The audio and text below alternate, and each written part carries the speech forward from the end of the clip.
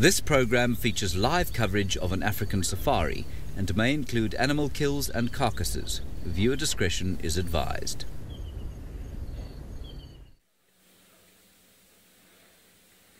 Good morning, everybody. Welcome to Djuma in the Sabi Sands once again for another sunrise safari.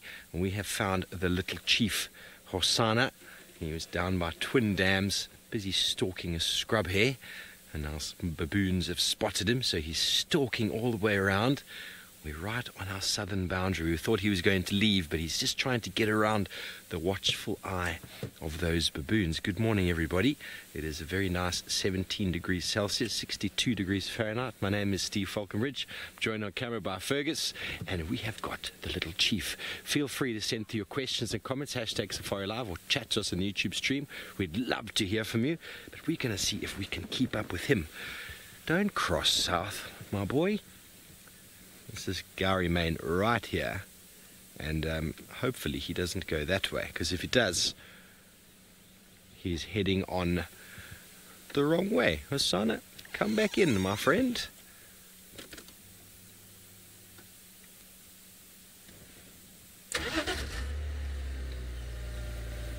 Let's see if we can. Lauren, he is our favorite little chief. Sorry, Fergie. Oh, now he is going into Little Gowrie, which is not ideal, but he will probably come back. You know, TV show starts in a couple days. As we know, he is the star of the show of late. But he keeps looking left. I think those baboons have given him a proper little scare.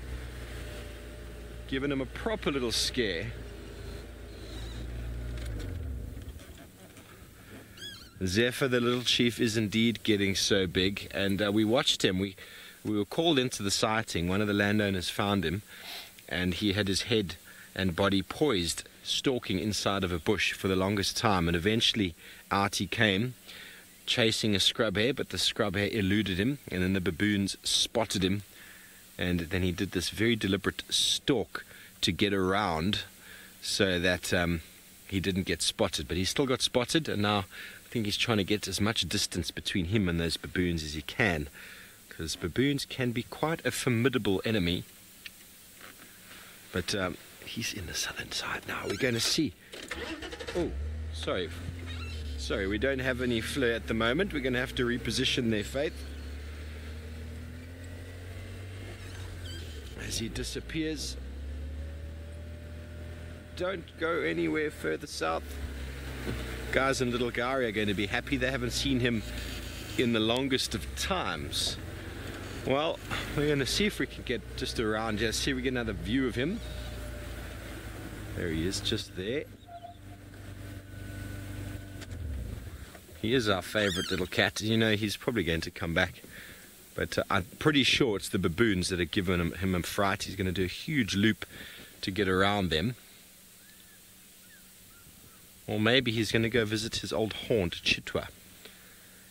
He used to be quite a popular visitor down there. It's not too far away. We're very happy to have seen him. We haven't seen him for, what, three entire drives. Can you believe it?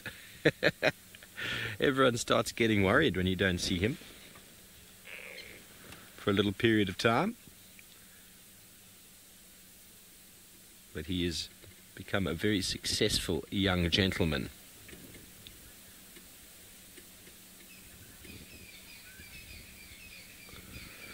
Diana, I'd have to go back to where we were on the road to have a look at his track, so I'm first going to try stay with him, see how long we can stay with him for.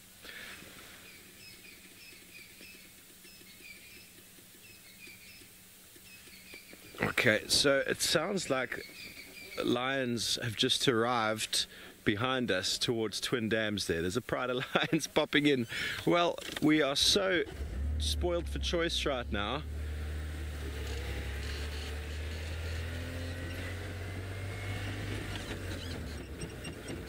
Okay, well, here we're going to stay with him. I'm sure he's going to come back. Yeah, Tex, it looks like the pride is crossing in from Little Gowrie to Twin Dams. Got their visual now. We're still with Hosana on Gowrie Main. He's just on the southern side of the road, mobile in an easy direction.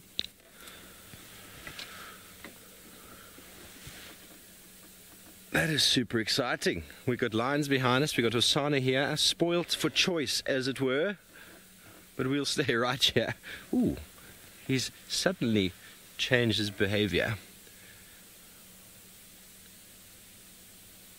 Oh, yes, he does. Everyone is saying he looks hungry. He does look hungry. Sorry about my head. He does look hungry. Yes, Hosanna crossed the road. Come back again. There's my boy. So his tracks, we might be able to see them. Here we go. You can see on the FLIR camera, in the forward. Oh, going back again. You can see him on the road there. He's going and sniffing. Let's see if his body posturing changes at all. What is it that he's smelling? He's smelling all sorts of communication signals deposited there by other leopards, perhaps. I'm getting his face right in there. There might even be some dung that he might be eating. Let's have a look. Yeah, he's doing the phlegm and grimace. So that was a chemical signature. Picking up on urine smell in the grass. As you go back to the normal camera, you can see him walking now deliberately back, up and down. I don't think he knows what he wants to do. There are his beautiful feet. There's all sorts of communication happening in this bush here, no doubt. We're not far from the Umawati drainage river system, which is a very popular route for a lot of these animals to move. Just 100 meters behind us, a pride of lions has just materialized back into Djuma from the south using the same drainage system. So very common area to check. And Hosanna was found this morning sitting on Twin Dams itself, which is part of that drainage system. So very important areas to check. It's the habitat that provides the food, brings the animals in. These drainage depressions are quite low down, providing green vegetation, so providing food for the herbivore animals, which then attract these individuals.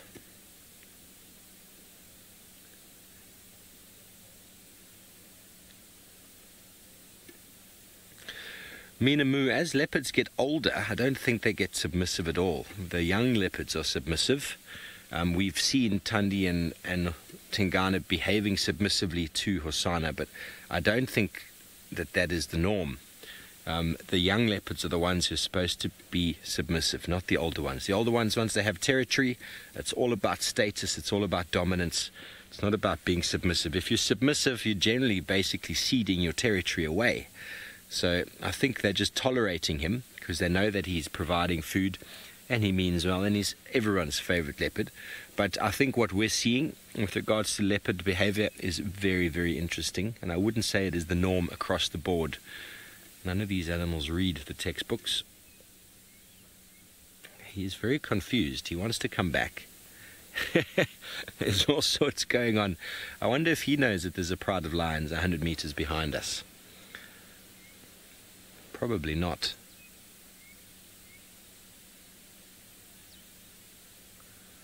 Tad, no, he's not. He's only 2 years in the, just over a half, just over 2.5 at the moment, which means not even 3 years old yet. And 3, they start developing a bit more brawn. But until he's 3.5, 4, 4.5, he's not going to be that strong. So he's still developing a lot of his sort of ability, but he's not fully grown by all means. Just going to speak with James quickly. Okay, someone else is talking with James. We're going to see if we can stick with Hosanna as he checks out all of the communications along the way. James, Pride of Lions have just crossed in from Little Gowrie to Twin Dams. We're with Hosanna Mobile east on Gowrie Main.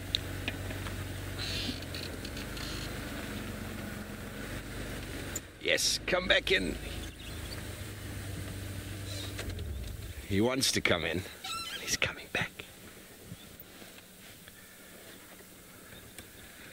Tam, it seems like he might slowly be developing one. I mean, the people who found him this morning thought he was a female, but I was pretty sure when they said they found a leopard on Twin Dams. Ferg and I were both like, well, I'm pretty sure that's Hosanna. And when we found him, sure enough it was. He's still got some growing to do. I mean, even in his feet, his tracks, which I'd love to show you, but I don't want to lose him. He's coming back south now, or north, which is great. That's great news. That's going back into Djuma. It's quite hard on the road here, and I'm not going to be climbing out to show you the tracks, but we're going to stay with him. But it seems like James, who's the drone commander this morning, has landed and packed things away. He is now out and mobile. Let's go say good morning. Yes, we are out and mobile. Good morning, everybody, and welcome to this end of the Sunrise Safari. My name is James Hendry. That's my angelic face. And on camera today we've got Sebastian Rombi, and sitting next to me I've got, what did we call her? Mandy. Isn't it Mandy? Anyway, little Mandy's coming with us on our drive today. She's hoping to see some wild dogs because she saw absolutely nothing of any use this morning. Thank you for nothing. You know, we were flying the drone from about 5:30 this morning, and we didn't see anything that looked like a cat. We saw many antelope, a couple of elephants, some giraffe, and now we'll attempt to go down towards Twin Dams, where apparently a pride of lions has crossed north into Djuma, which is very good news. As I'm sure everyone else has told you, but I shall tell you again, please talk to us using the hashtag SafariLive on Twitter, otherwise chat stream on YouTube. It'll be good to hear from you. You may send us questions, comments, and as I always like to say, your insults and your jokes. Quite a team out this morning, 2 here, 2 or 3 in the Mara.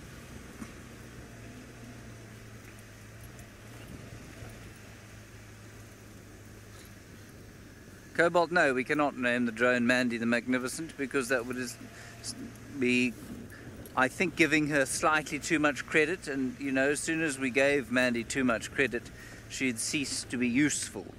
She'd lord it over us, she'd need her own makeup room, she'd have to have her own trailer to sleep in, she'd need all sorts of special foods, different kinds of batteries, so she can just be bog standard Mandy, I think.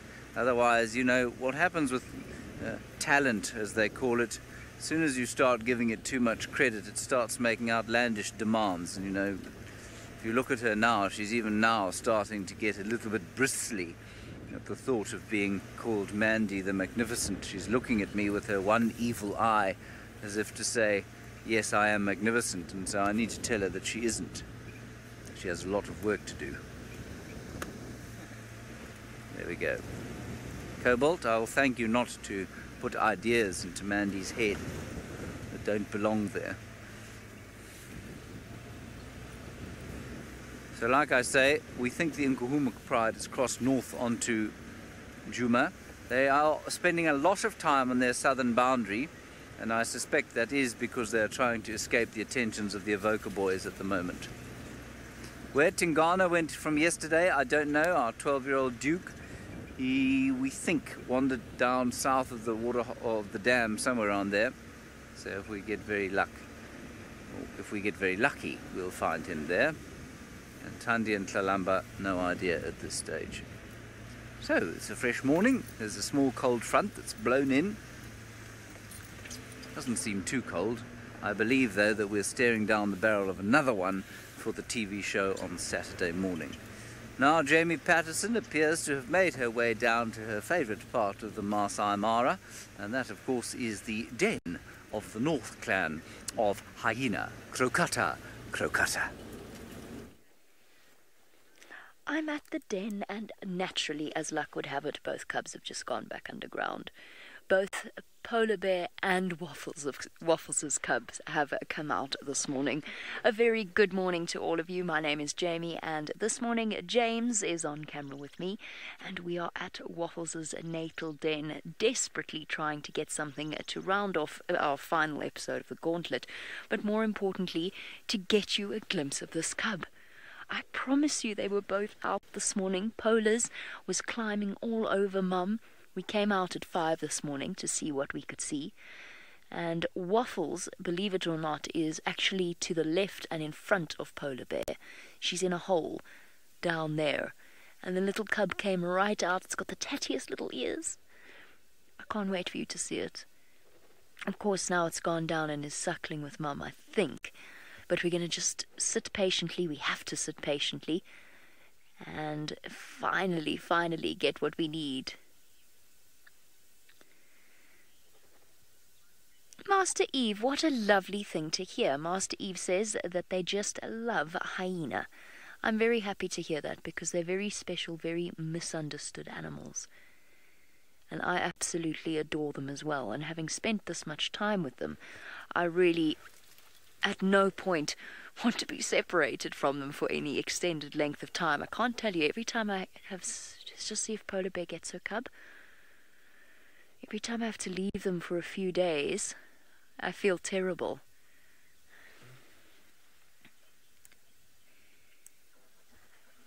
Ah, Beard, I did indeed say Polar Bear. Polar Bear is not going to fetch her cub, unfortunately. Polar Bear is going somewhere else. So, unfortunately, that means we're not going to see Polar Bear's cub. Polar Bear belongs to Sawa. In other words, she's the offspring of the female called Sawa, whose theme is bears. So Sawa has actually got the biggest family out here in terms of various hyenas. She's got Polar Bear, Gummy Bear, Teddy Bear, Corduroy, Paddington, Sloth Bear, forgotten one. Polar Bear, Teddy Bear, Gummy Bear, Corduroy, Paddington, Sloth Bear. Arctidus, Black Bear. Forgot two. Those were her cubs from last year. They're now almost fully grown. Polar Bear's her oldest daughter, and Polar Bear actually has 3 cubs of her own. Polar Bear's theme is Beyonce songs. So this cub is going to be named after a Beyonce song. How cool is that? She's got Deja Vu and Diva and Flawless. Oh, Waffles, you are a terrible tease. She brought this cub out for 2 seconds and then now she's suckling it, and she's moved it into a different hole. It's still the same den, but it's a different entrance. It's so hard to see it. Ladybird, Waffles' cub will be named relatively shortly, I imagine. They need to absolutely confirm that it is her cub. By that we know it's her cub, but essentially it needs to be scientifically confirmed. So she needs to be seen suckling that cub 3 times independently before it is attached to her. And the reason that that approach is taken is just so that there's no confusion over the mothers, because sometimes low-ranking females are forced to suckle high-ranking cubs.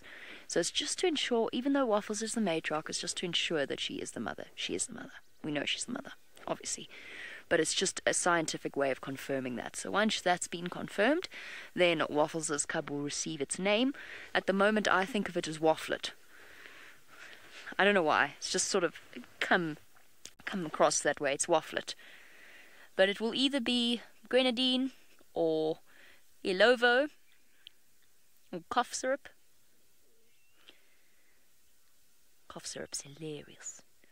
Right now, though, it is absent syrup. So while we wait for secret syrup to emerge from the hole, let us go back to South Africa to join James with a giraffe, I think.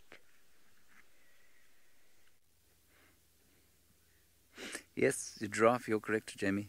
You sit with the secret syrup there. Very dainty feat for an animal that weighs in the region of 1,700 kilograms. You can see it is trying to hide from us. It thinks we cannot see it. It is unaware that we can see it because its feet are sticking out from below that little scrubby tambuti tree.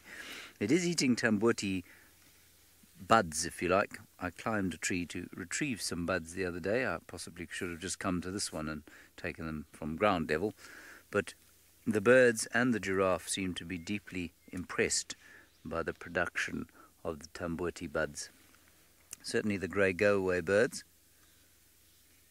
And the giraffe. Yes, good morning to you. Hello. How are you?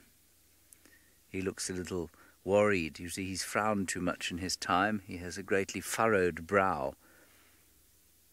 He spent too much time worrying about the ladies and being eaten by lions and droughts. But as he's got older, I suppose perhaps he's become more used to these things and more relaxed. Michelle, you love giraffe? Well, it's difficult not to love them. They do move with such balletic grace.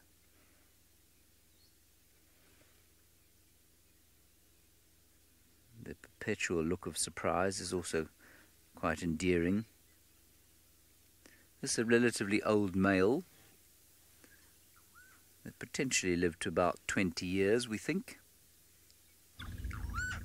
Difficult to tell, of course.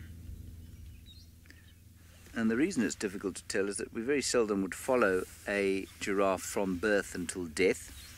And so when people write in textbooks that a giraffe can live to X number of years, it's often just an estimate, or it's based on a sample size of, say, 2 or 3 animals. Or it's based on animals in captivity, which of course have a slightly different life, hardship-wise, than this old fellow here. Oh, he's wonderful. Yes, indeed, Aegis, he has some large ossicones, not larger than any other male giraffe, I don't think. The ossicones, of course, are the horns. I'm still not entirely sure what differentiates them from horns. I think it's the fact that they are born with them and they are initially not fused to the skull. They are initially joined purely by cartilage. It's a pity he didn't walk there when the sun was a bit lower.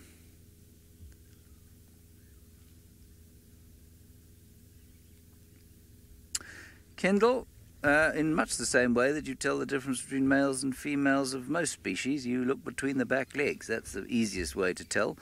People will give you all sorts of complicated, fangled theories about looking at the ossicones. The female has ossicones that have hair on them. The male, like this one, has got bald ossicones. That is absolutely true if you only see their heads. But the easiest way is just to look between the back legs.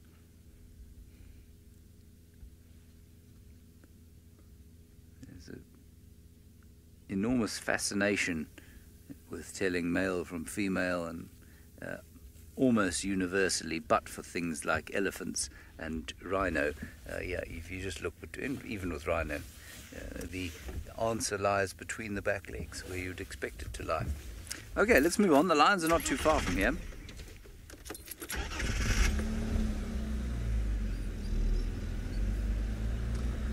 Now the wolf is still following Hosanna.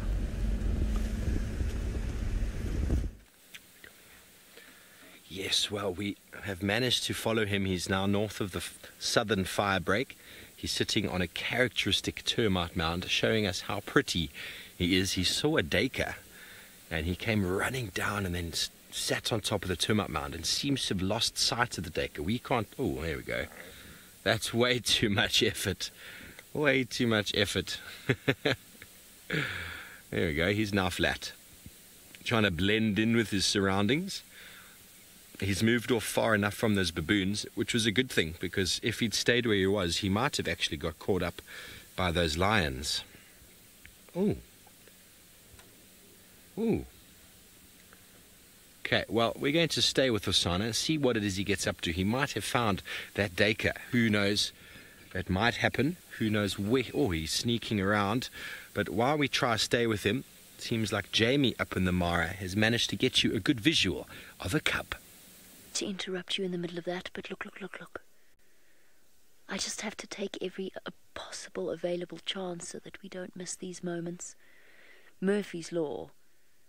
Now that I've called you over, Faith will have to forgive me if it doesn't come out again, but I could just see it moving. Look, it's there. Come on, you little horror. Come on, you little horror. You have to help me out here. I have stared at grass for hours and hours. There we go. Hi, gorgeous.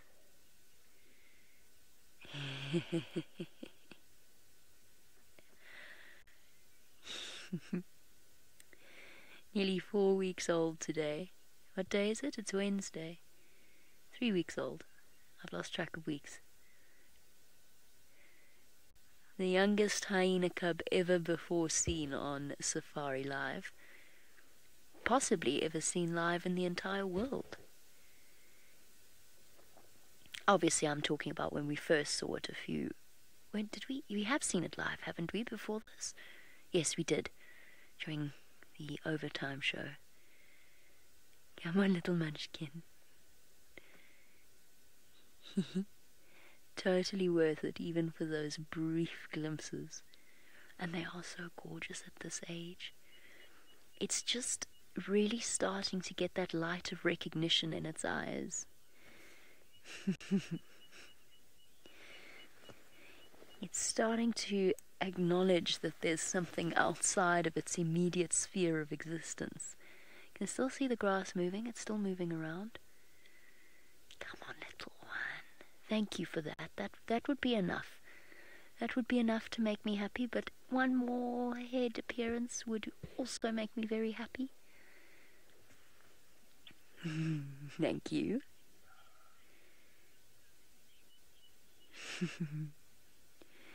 Sweet history, there we go. That's exactly what we're doing. We're playing peekaboo. Oh, what is that, Mommy? See how it's registering us properly for the first time? What is that, Mommy? Should I be afraid, Mommy? I don't think so. Come on. So the whole time that we've been with this cub when it was younger, it wasn't really aware of us. Not really. It's only starting that process now. So we sit and we speak softly, and it will just learn that we're not in any way a threat. Oh, you gorgeous creature.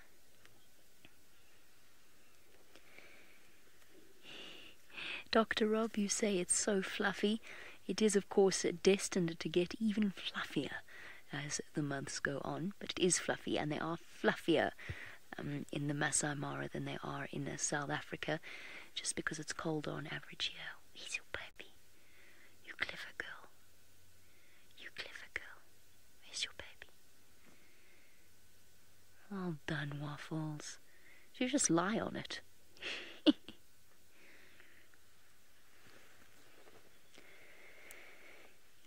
Kendall, it's an interesting question. So the cubs are usually taken to a communal den at around about 2 or 3 weeks. I think this is the communal den now, because the other communal den site, and it is entirely possible for clans to have multiple communal den sites. I don't think Waffles is. I can't take my eyes off it. I don't think Waffles is going to take it across there. Let's just see what she's doing.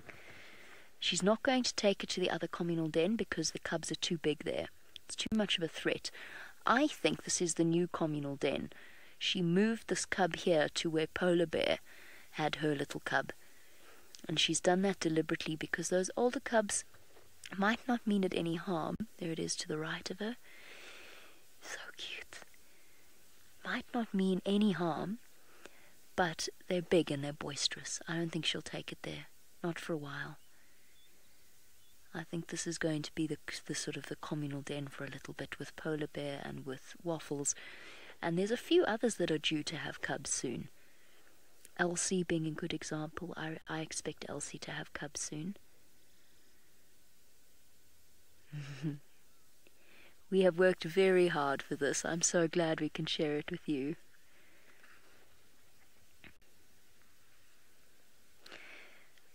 That's a nose, not a cub. That's a Waffles nose.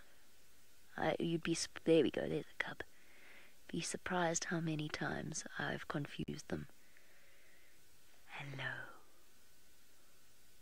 Oh my goodness. We are very brave today. Hello, gorgeous. Hello, sweetheart. Oh, good grief. This is incredible. These brief moments. I completely missed who the question was for. Or from, sorry. No, the question was for me. You wanted to know about who digs the holes. Hyenas do a little bit of home improvement. Zaz. But they're actually appropriate holes or old burrows from things like warthogs or aardvarks or porcupines. And then they do a little bit of home improvement. Even the cubs do their own excavations to create tunnels that are too small for anything except themselves to fit into. Oh, Waffles, you're gonna have your hands full soon.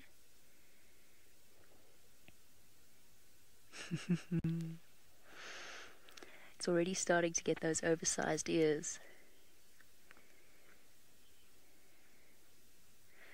Okay, We're going to sit tight, everyone. We're not going anywhere.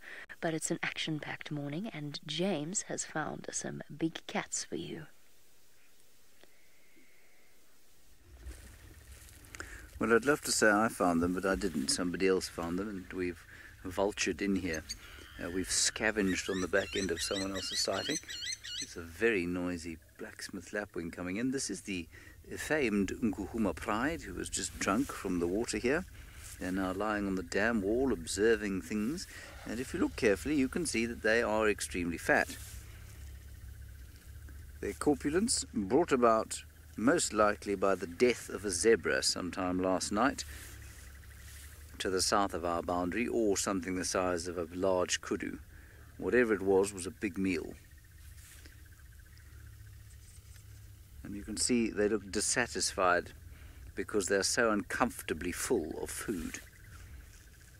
You know, I often feel like they must feel like I do after a Christmas dinner, or in the States the Thanksgiving meal, where you have a starter of some sort of potato-based soup followed by a main course of ham and turkey and potatoes and beans, possibly a little bit of bread sauce, some cranberry sauce. Mix that in with a bit of, what else? You might have some butternut or pumpkin pie, I suppose. And then you follow that up with a large Christmas pudding or some ice cream or another apple pie. Yeah, exactly. And then you go and lie on a sofa feeling like you possibly will never recover from the food that you've eaten. And I think that's probably how these lions feel right now. Look at that belly.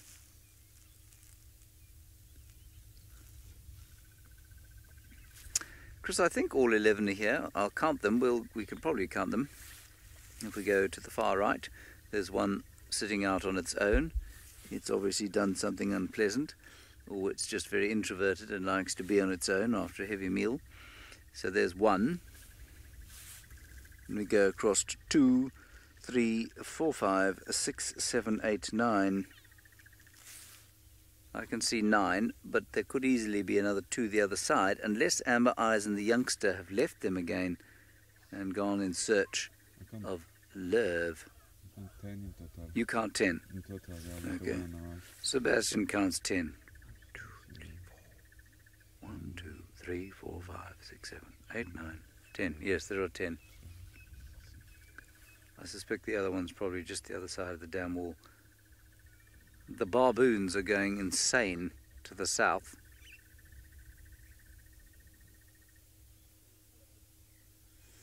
Yes, I'm sorry about making you hungry with the talk of Thanksgiving. I made myself quite hungry too. I'm now very excited for what's going to be produced for breakfast in camp today. I don't think it's going to be turkey and ham and pumpkin pie and beans and roast potatoes. But it won't be far off. Scrambled eggs, probably. I'm going to try not eat myself into a stupor.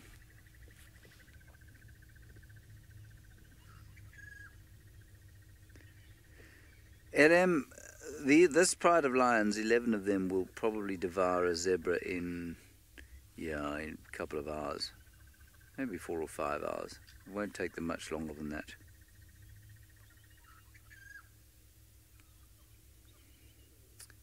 Yeah, not much longer than that.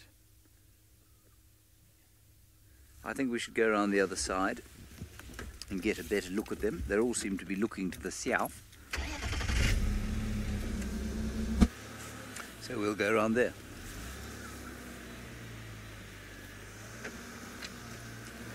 See if we can get some better pictures of their faces. There is a Swainson's Franklin, deeply distressed.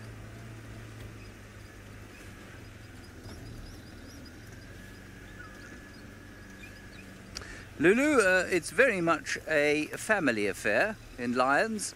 It's like a mafia affair, basically. You must be part of the family to be part of the pride. All of the females are related in some way or other, cousins or sisters or aunts.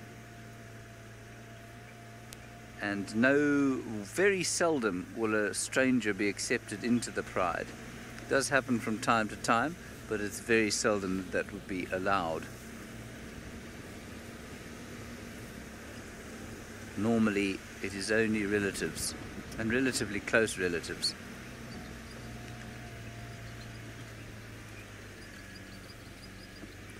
Ah, there's a nice pile of lions. Let's just try and get a bit of an angle on them. Oh, they're having a superb view. Some people to the south of the boundary who are not allowed to come on here, and they're viewing the lions from about 100 meters through a broken down truck. It must be a little bit disconcerting. This is the way of things. There we go.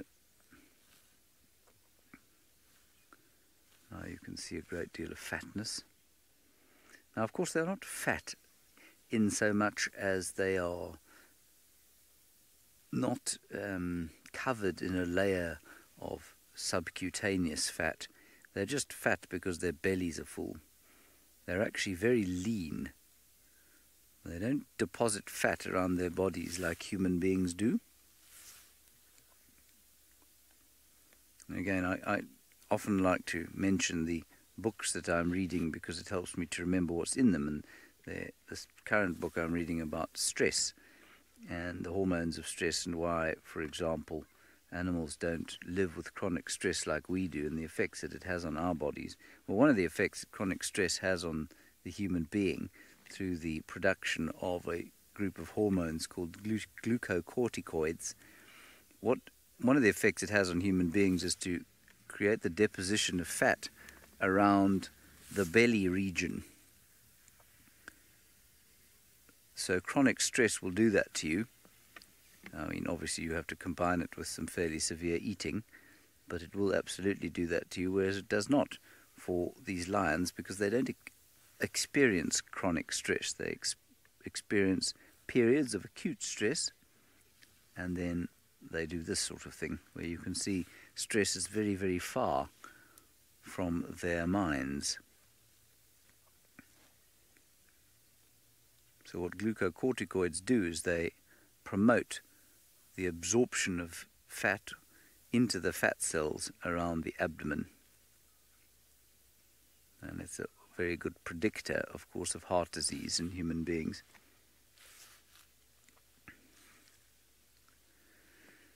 Tina, they are opportunistic. So if let's say a blind zebra was to walk up onto the dam wall, they'd kill it. But they will not make a huge effort to go hunting again, I wouldn't say, for about 36 to 48 hours from now. And interestingly, the migration time in the Mara is a time when lions will often kill and not eat what they've killed. So we have a situation now where there are prides of lions. If the wildebeest happen to be close by, or a large herd of zebra happen to be close by at dusk, even if they're full, they'll get up and go and kill something. They might snack on it for a while, and then they'll just leave the carcass. So there's a massive amount of food lying about on the Mara plains that can be consumed by scavengers. And certainly one school of thought says that we as human beings evolved our bipedalism in order to exploit that food niche. Now, we are going to go from the mafia of the lions here to another mafia, really, this time a female-dominated mafia in the Marsi Mara, with Jamie Patterson. I'm not going to speak loudly. I'm not going to make any sudden movements. Look who is out and about. Hey, Wafflet. Well done, you clever girl. Well done, well done.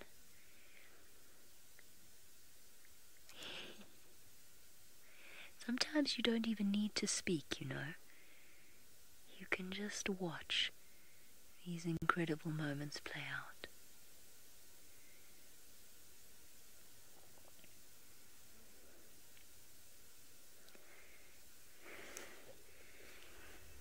There's two. No, there's two. She has two. She's got two cubs. Waffles, you absolute star. You absolute wonderful, wonderful, incredibly secretive star. You beautiful creature, you've got 2 babies. 2 babies. I had no idea. There's 2 of them.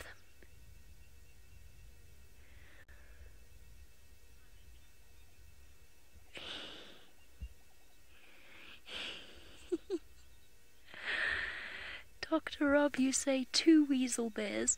What a good description. They do look like a mixture between a weasel and a bear. I am absolutely flabbergasted. I had no idea. I have spent hours and days with her. There are 2 cubs here. They're both hers. They're clearly both hers. They're a different age to the one I've been seeing. I don't believe this.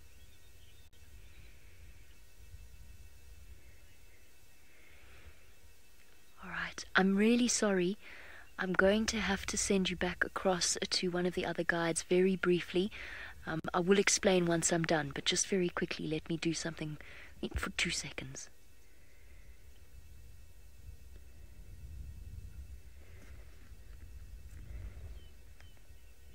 Okay, I'm going to send you across to Steve. I'll be back with you shortly.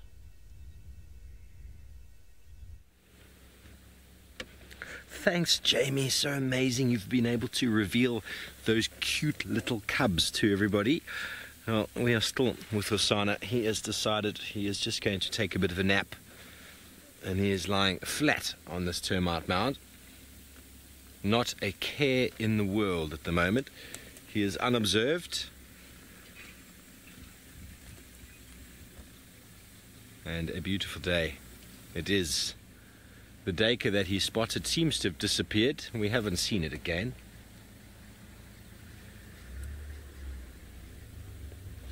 Sebastian, he's a young male that we find in the area. He's definitely a male, and his spot pattern is, I think it's 3 and 3.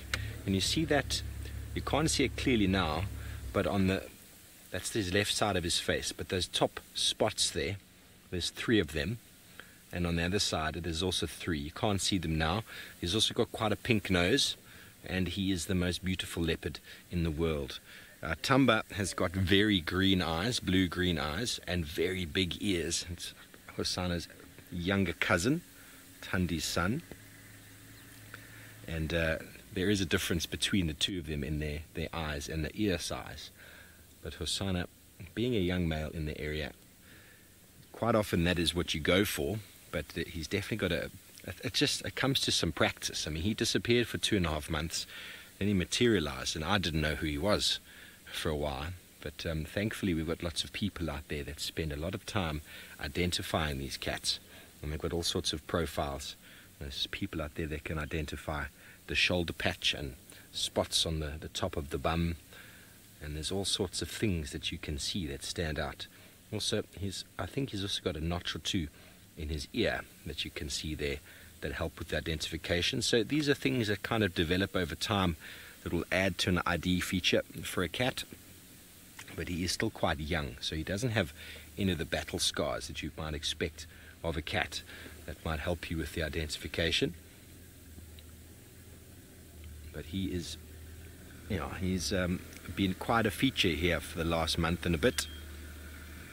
And like I said, we didn't see him the last 3 drives, and the people who found him this morning thought he was a girl. But we quickly found out it was not. But it's difficult when an animal is stalking in the long grass to identify, because he's not an enormous male at the moment. He's still got some growing to do. Just been joined by another vehicle. You can tell he's not bothered at all by that. But perched nicely on top of the termite mound. I'm sure he's going to spend some time here until something stirs in the wind to attract his attention.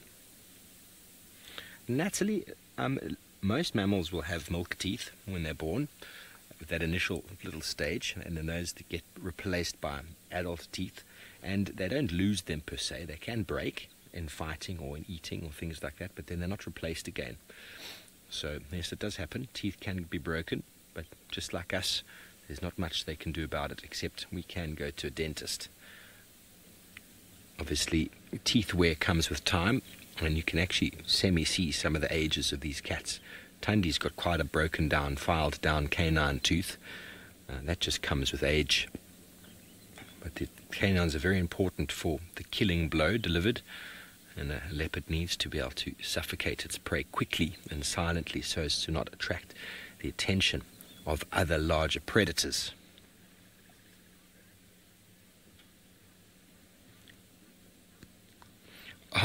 Oh, Beard, you want to know how they don't get dirty by lying in the dirt? Well, they are dirty. You just don't see it, really. The termite mound there, it's got some sand on it, got some clay, I suppose, and it will stick to his body, but then it just falls off. They do groom themselves, but they do get dirty. They are actually very dirty animals. They never bath, not like us. Lions, leopards, hyena get very, very smelly and covered in dirt. We just don't really notice it on the colours that they have. Every now and again, I think Shadulu was seen a little while ago covered in mud and mating with Hukumuri. She was almost black from head to toe. She'd gotten so dirty. But it's amazing how just over time that just fades away, and with some rain and spatterings of rainfall, how it can clean them right off again. But they are dirty. Don't make any mistake about that. If you had to touch a leopard, you'd have to wash your hands, because there's all sorts of things on there you don't want to be ingesting into your body. I can tell you that right now. But anyway, we're going to stay here with this flat cat. Hopefully he's going to get up and do something exciting. But it seems like Brent Leo Smith is up and mobile, and he would like to show you some wildebeest in the migration. Well, we're down south near the Salt Lick now, and we found some really lovely big herds of wildebeest, and there seem to be a few more coming in from Tanzania as well. Good morning and welcome. My name is Brent Leo Smith. I have VM on camera with me today, and as you can see, isn't this absolutely stunning? So we're surrounded by wildies, and if we look further down to the south, you can just see masses upon masses of them. Now they just seem to be toing and froing between the Serengeti and the Mara Triangle at the moment.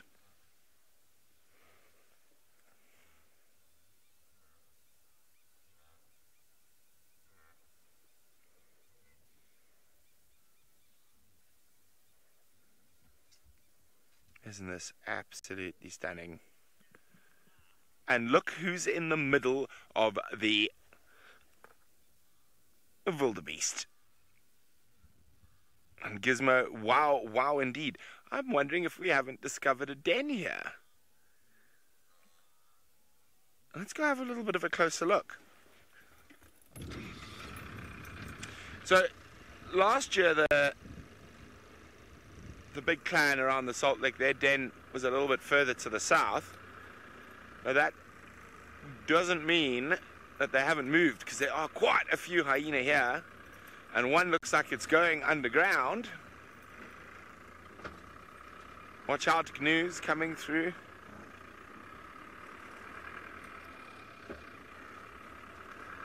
And of course, these hyenas are absolutely ecstatic at the moment with all this food running about.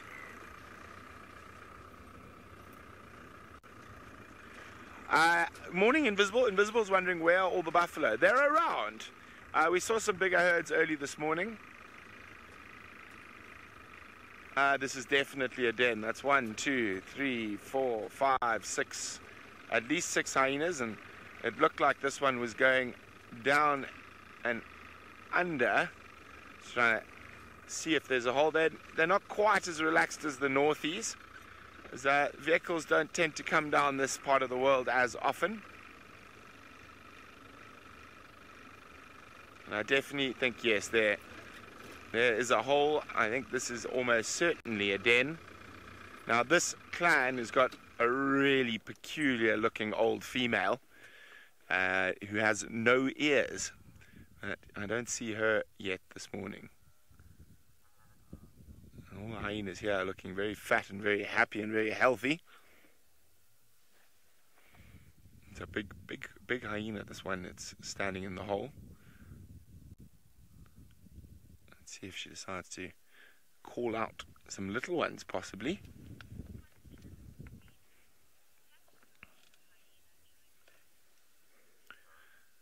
Hello, Mita. Mita is wondering, have I ever seen a hyena giving birth? No, I haven't, Mita. It is almost impossible. They give birth underground in a hole, so it's near impossible to actually ever see a hyena giving birth. Now look at those hyenas from the distance there, walking right into the wildebeest, and you can see, because they're not showing predatory behavior, so they're not trying to run down the wildebeest or whatnot, that the wildies are pretty much ignoring them. However, if they were to come across a wildy that had a broken leg or something like that, or was showing a definite injury, their attitude would change quite quickly.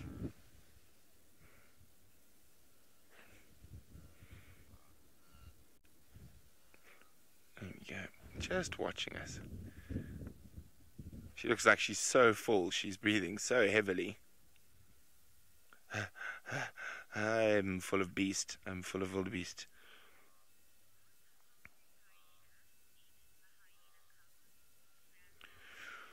Ooh, Snazzy is wondering, would a hungry hyena eat a hyena cub? Now, hyenas will kill other hyenas' cubs, and that is generally politics, though, and not so much hunger. But it's possible, but unlikely. Okay, shame. I don't think she's 100% comfortable. She actually looks fine. Just wait here a little bit longer. See if she pops her head back down into the den.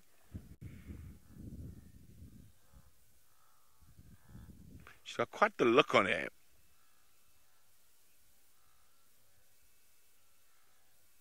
Very distinct ears, don't you think? Very pointy tips.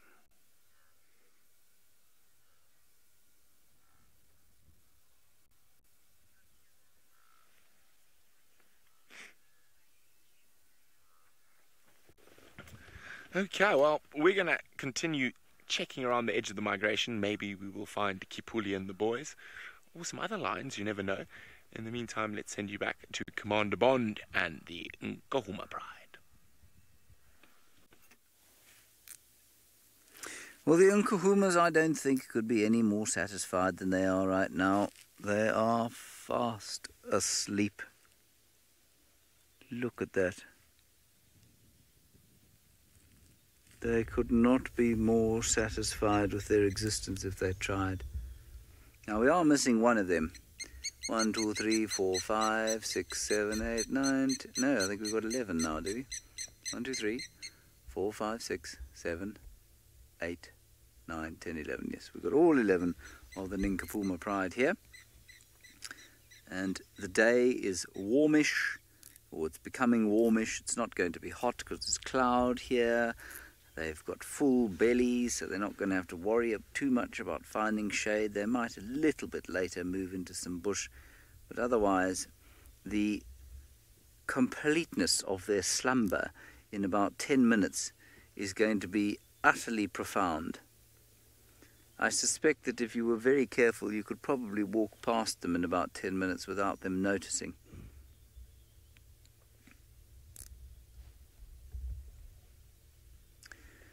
Chitty Chatty Meg, I'm not sure if you have got a map open, but if you're obviously computer literate, because you wouldn't be watching YouTube if you weren't. So just go along to Google Maps, type in Djuma Private Game Reserve, and you'll find a map of Djuma. And then just zoom out a bit. And basically, Djuma is 1,200 hectares or so. All of it is part of the Niconico Pride's territory. They extend off to the west of Djuma into Simbambili and Arathusa, probably another 1,000 hectares or so, and then a little bit to the south of Djuma, to the extent that it's maybe another 800 hectares or so. They have a total territory of about 3,000 hectares, maybe a little bit less than that, and that's about 10,000 acres. So I'm not sure if that helps you, but the best way to do it is to just go to the Google Maps and have a look. There's a really nice, very accurate representation of Djuma and the Northern Sabi Sands on Google. Does that make sense? So, I mean, basically our entire traversing area, bar parts of Chitwa is the Nkuhuma Pride's territory. Chitwa extends into the Styx Pride territory. That's another pride that we see. We do, of course, go on to Torchwood now, and there is conveniently a Torchwood Pride there that goes from Torchwood and east into the Kruger National Park. And then there's the Talamati Pride that spends a long time, or a lot of time, up in Buffelshoek and north into the Manuleti.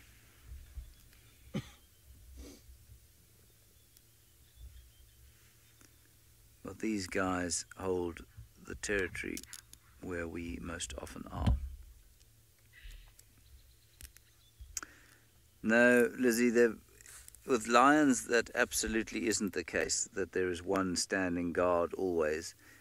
There will be a time when all of these things are so fast asleep that, like I say, you could probably walk past them. Because they're so confident, and at least because they are so confident, because they're so big, and because they live in a group, they have nothing to fear in a group like this.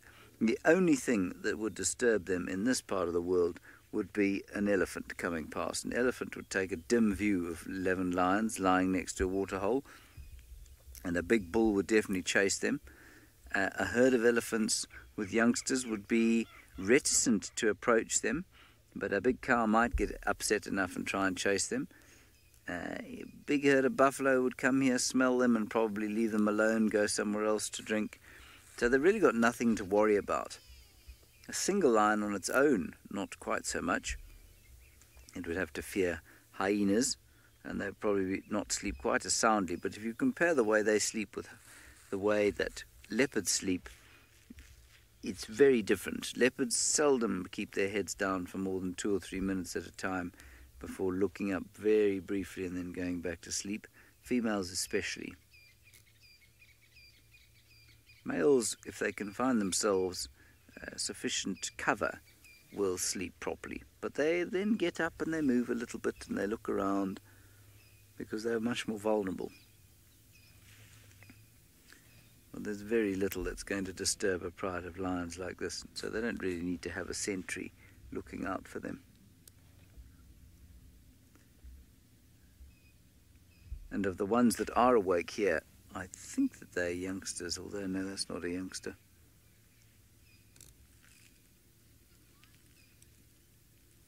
Lauren, the evokers do reign over the Nkuhumas. I'm often not sure if we should use a term like that. We often use the term dominate. The evoker boys dominate the Nkuhuma pride. I think best to say that they live in the ambit of the evoker males. So for those of you who don't know, males are very seldom part of a pride.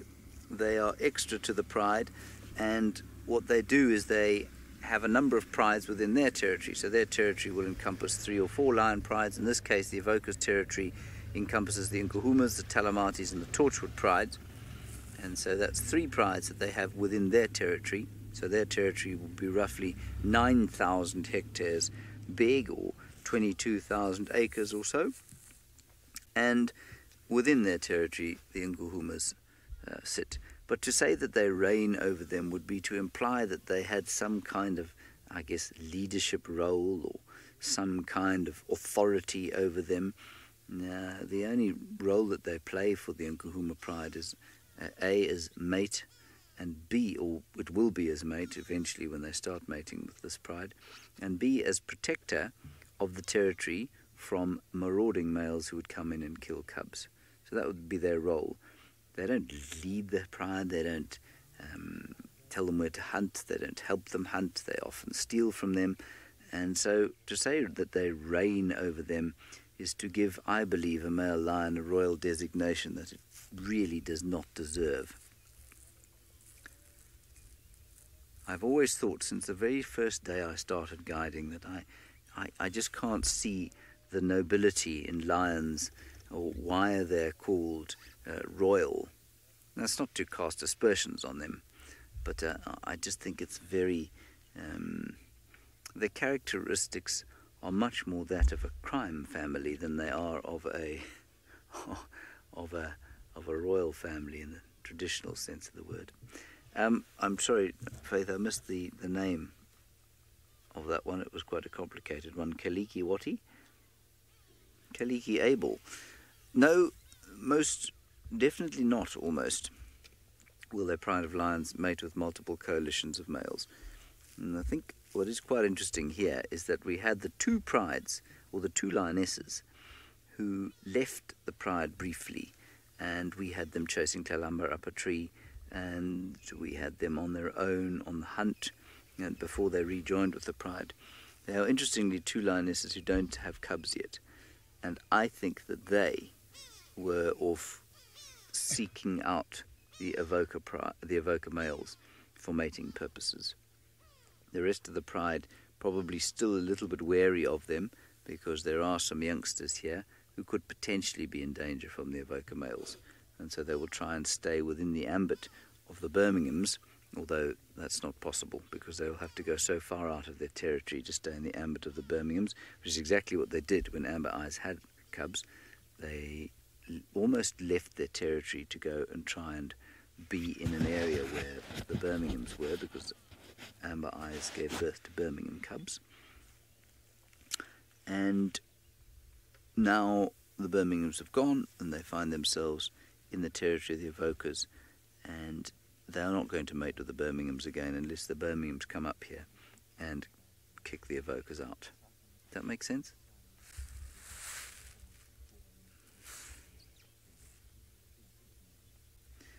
Right, the Vov is not far from here, and the Vov is sleeping with the little chief. No, I don't think he's sleeping. I think he's sitting with the little chief who is sleeping.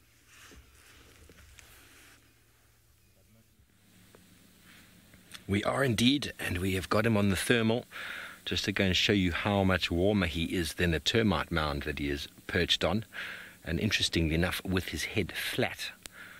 I think James was saying before how seldom it is that leopards keep their head down, but spend time with the little chief and he is flat normally. He's very alert though. His ears are constantly twitching. He's always aware of anything that's going on surrounding him. Cheetah, definitely. So we're on the regular camera now as he does a little bit of a stretch. Cheetah though, you notice when they sleep, they lie down and their head is constantly perched up as if they're leaning against a wall. It doesn't look very comfortable. But leopards, as we've seen with Tingana and Hosana, when they go flat, they go absolutely flat to the ground. But it's amazing how quickly they can respond to any sort of cue that might come from around them. The sound of an animal footfall. Trey, I reckon a leopard's hearing is far superior to ours. I think all of the animals out here, their senses are far superior to us. You can train yourself to get much better hearing. We, as humans living in cities, we generally block out all of the surroundings, the smells and the sounds and all of that. Oh, he's having a bit of a dream. Is he catching scrub hairs in his sleep? It's very cute. Their hearing is phenomenal. I couldn't tell you at what range they can hear, but they can hear far better than we can. Most animals out here can. And you notice that by the fact that lions and leopards will respond to something that you don't even hear from a distance. They'll respond and they'll go running towards it, and then when you follow, you'll find out that something got killed there, or there was a calling animal, or something happened just outside of our sort of range of hearing. But when you spend time with the likes of Herbie and Rexon, our two game scouts, you'll see how much better their hearing is than ours.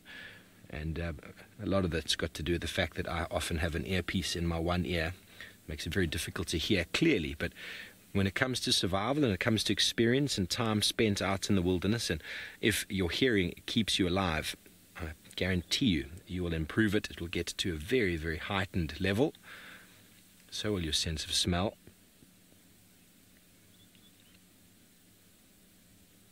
And so they do go to sleep. As you've probably seen with domestic cats, they'll sit there and they'll be completely asleep, but they're smelling and they're hearing and they're alert, and immediately out of nowhere they can turn and respond to some stimulus that could happen anywhere in the room. Okay, well, we're going to stay with our flat cat, Hosanna, see if he puts his head up. But until then, let's go all the way back up to the Masai Mara with Jamie and her very precious bundles of joy. I'm probably going to stay with my somewhat exciting grass with a kukul behind it. I have recovered from my sheer shock. I'm so sorry for rushing you away, but I can promise you that you actually didn't miss anything. I didn't even manage to get what I was meant to try and get done exactly. So as soon as I sent you back across to South Africa, they both vanished, and they both went in down the hole, and Waffles followed them, and the end. They're now probably suckling. I should mention now that I've recovered from my heart palpitations, because I really am taken by surprise. I really, really did not know. I was convinced she only had one. There is a small possibility one is not hers. I don't think so. I'm pretty certain that they're both hers, but there is a slight possibility that one is another female's.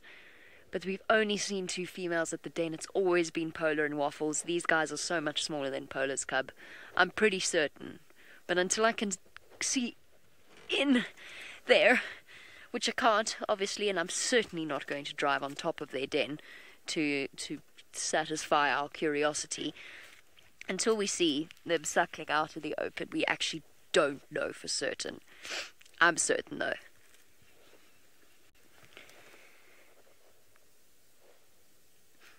Dr. Mark in Texas, you want to know how safe the den is? Very safe from most things. So I mentioned before that hyena cubs excavate their own little tunnels. I love that there's a kukul there just to relieve the boredom. I mentioned that little hyena cubs excavate their own little tunnels. It means that most big predators are unable to get into them.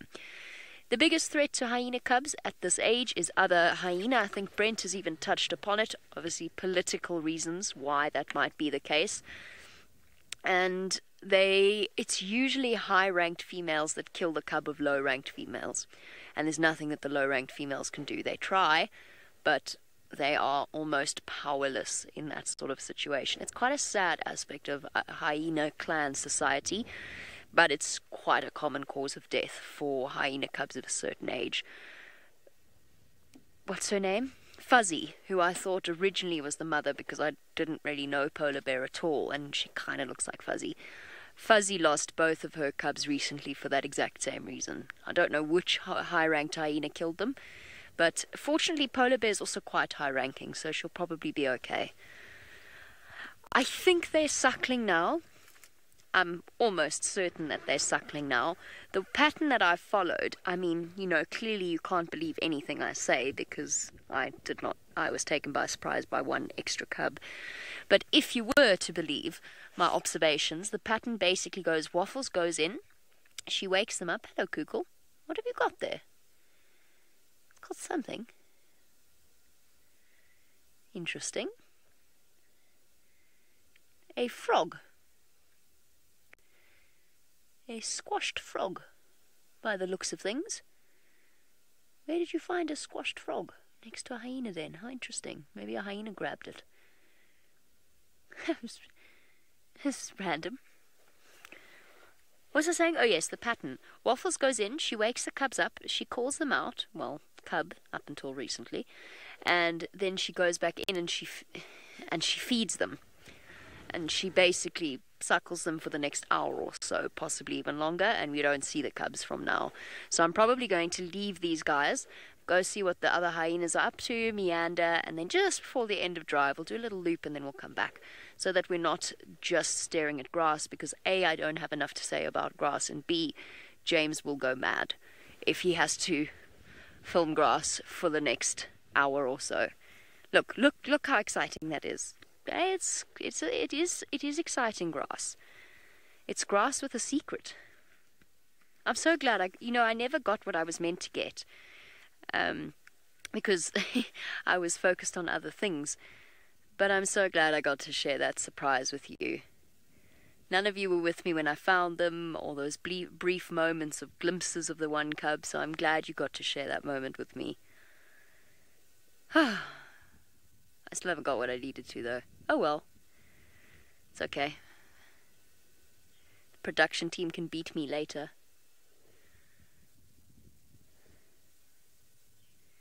Jason, I completely missed most of that. I don't know if I've suddenly lost all ability to listen and talk at the same time, which is possible. Come, let's go. Jason said something about fuzziest fuzzballs in the Mara. Something along those lines. Ah, what animal is the fuzziest fuzzball critter in the Mara? I'm a little bit concerned I'm stuck. I'm not stuck. The fuzziest fuzzball critter without any scrap of doubt in my mind is a hyena cub of around about 8 or about 10 months old. That is the fuzziest fuzzball in the Mara. Then there's lion cubs, of course, and cheetah cubs. Cheetah cubs are pretty fuzzy fuzzballs. Very fuzzy fuzzballs. Just going to give her a little bit of extra room. I know she's suckling. They did choose a den right next to a road, though. I can't really say much to that.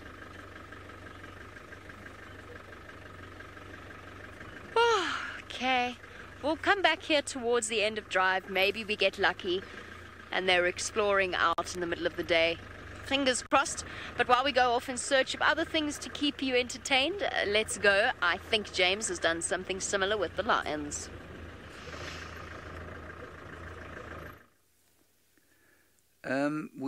We found some crested barbets. There we go. Just enjoy the crested barbets for a second. I have to try and fix the radio situation here. Faith, would you speak on the radio, please? No, definitely not working. No, she hasn't. But I can't get it to work. I am getting it from your radio, though, Sebastian. Yes, it's all fine from your radio, luckily. Oh, what a disaster it would have been. Yeah, I've got it. Right, that was a crested barbet. Oh, there it is. It's still hopping around. You zoom straight in there to the left slightly. There we are. Lovely orange, yellow and reds. Scruffy fellow. Probably looking for some sort of caterpillar that has fallen out of the Tambuti grove in which it is living. Very picturesque. Our plan from here, we've left the lions because unfortunately Sebastian and I fell asleep because, well, that's the effect that lions that are flat like that have on us. We'll go and see what they're doing this afternoon. We are going to go towards where we had a hot spot earlier today using the thermal drone and see if we can discover what it was. We were fairly sure it was a nyala, but it was surrounded by other things that looked like nyalas, and it just looked a little bit more cat-like and a little bit more asleep. So I wondered if Tingana perhaps wasn't down here somewhere, and that's just what we shall go and investigate now. And I know some of you like to follow us on the maps. Well, we're turning onto Batalier Road from the Umluamati riverbed. Now, it was somewhere around here that we would have expected to see this hot spot. I'll be most impressed if we drive around the corner and find Tingana fast asleep.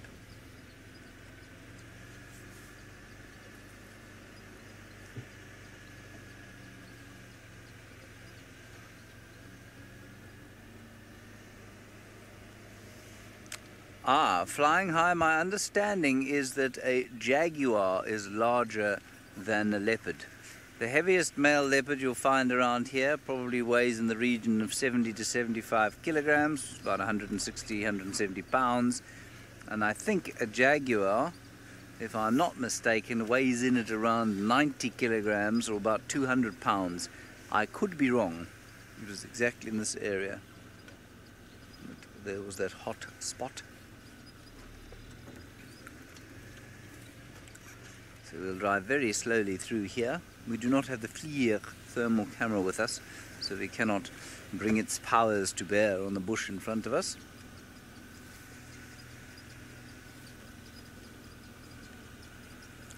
But we are going to do our best, I promise. Anybody else like to tell me whether a jaguar is around about 90 kilograms? I think they are. Big male. Something in the dim recesses of my memory says that a female jaguar is the same size as a male leopard. Here, Southern African male leopard, which is the biggest kind. And that a male is just a little bit lighter than a lioness.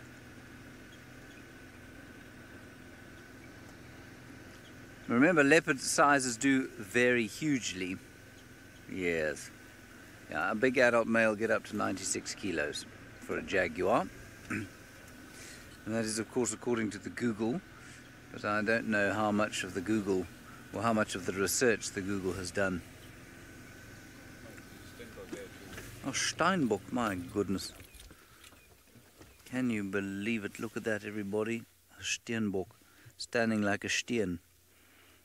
Not moving, just ruminating, thinking to itself, oh my goodness, I think they may have spotted me. Let me just chew on this nutritious nut that I found. He's eating a nut. What is he eating? He seems to have found something fairly solid to eat. I think, you know what that is? I think it's a Balanites fruit. Either that or it's a little piece of bone. It's a little piece of bone, that's what it is. Now, it's not unusual this time of the year. I've never seen a steenbok do it. But he's just doing exactly what the nyala and the kudu do. And he's sucking on a piece of bone to get some phosphorus and calcium, because obviously the herbaceous diet that he's normally restricted to is not producing the minerals and vitamins that he needs. Now, he won't swallow that. He'll just suck on it for a while. It is quite precious, Sammy Jane, isn't it? It's very sweet. And they very seldom sit like this for us. They normally run away at high speed as soon as you turn the camera on them. This particular fellow is quite brave.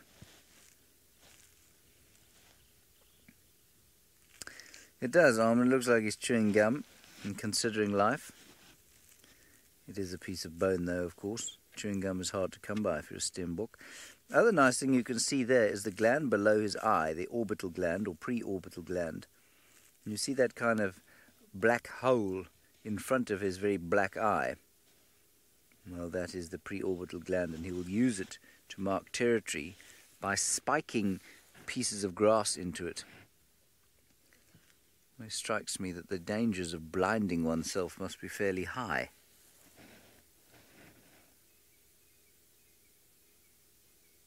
This is fantastic. You know, very close to here, lying on the banks of the Umlwamati River, Sebastian and I had a wonderful sighting of a ruminating male steenbok, and I wonder if this isn't the same guy. They are territorial, but they're very seldom relaxed, and I wonder if this isn't exactly the same fellow who has realized, unlike most of them, that these vehicles are completely harmless parts of their daily existence.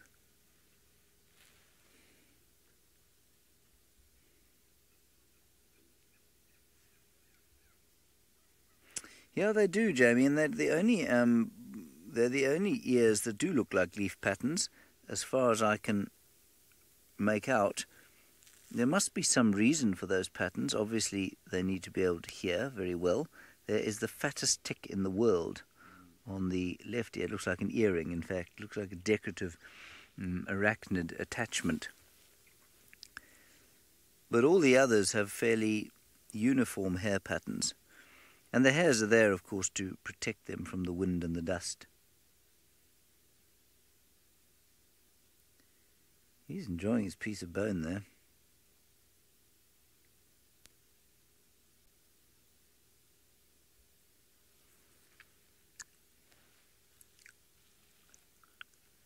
Kelvin, their vision is probably excellent. Yes, certainly the size of the eye does make a difference to how good the vision is.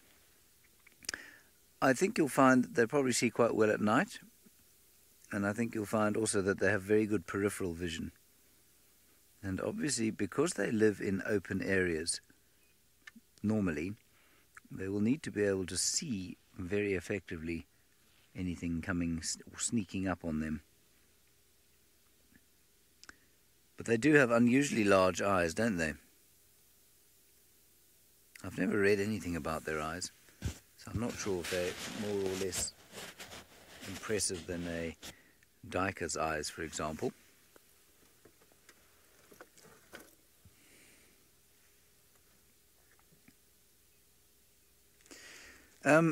Buffalo photo, once you've seen both Steenbok and duiker, you will never mistake them for each other. The duiker is a greyish-brown colour. It's much taller. It's almost, in fact, a big female duiker will be almost twice that size. And obviously it's very difficult for you to tell size on the screen, but if you see them in the flesh, as it were, you won't confuse them. Duiker uniform browny grey. This thing a rich chestnut colour with a white belly and different shape. Duiker normally in some thick bush. This chap almost always out in the open. I'll show you a picture of a duiker and a Steenbok, and well, you'll very quickly see that the difference is profound.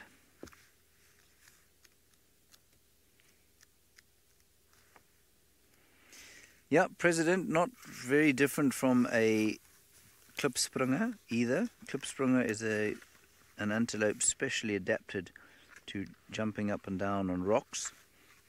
Completely different design of foot, but yeah, they do look relatively similar. There are quite a few dwarf or small antelope that look relatively similar if you see them. How am I going to best say this? If you see them superficially, if you just have a brief glimpse of them. But once you've spent time around them, they really are very different indeed. Marvellous. Now let me show you a picture of what I'm talking about. Now, most of the illustrations in this book are quite good. That particular picture of the bush duiker, which is the grey duiker we get here, that's the bottom one, is ridiculous. I've never seen a duiker that looks vaguely like that.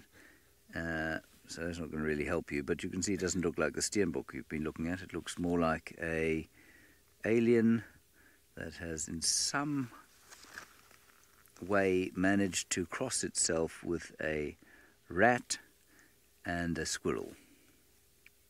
Okay, good. Then there's the klipspringer. That does look pretty much like a klipspringer. So you can see very different from the Steenbok when you look at it close up, and you can see the funny little design of the feet there. Looks like it's standing on its ballet points. And then the Steenbok, which I did have, I had very specially marked it out with my finger, and now I have lost it. It is coming, fear not. Where are you? There you are. And there's the Steenbok. So you can see it looks nothing like the half rat, half alien, half squirrel thing that we saw on the pages previous. And also it doesn't look like the klipspringer. But superficially, if you just see it flash by, they could look pretty similar. Rhaphiceros campestris, the Steenbok. Marvellous. Good.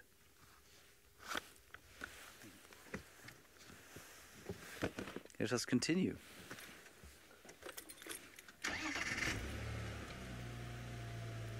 Goodbye, little fellow.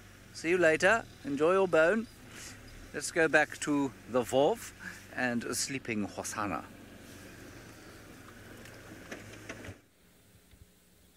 Well, he's just put his head up. He just heard something. We're not sure what he spotted. He's having a little look around. Always interesting to know what's going through these animals' minds.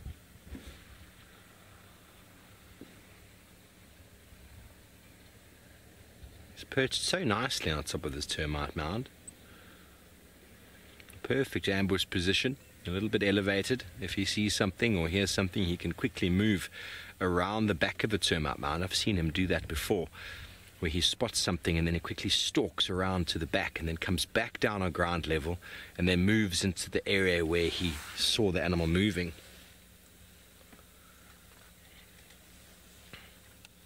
Ghost chooser, we're not far at all. I'd say we're about 500 meters at the most from the lions, if that, maybe a little bit more. We did follow him for a little bit, but they're just down the hill to the right here. I'm not sure exactly where they've stopped, but from where they came in, not far at all.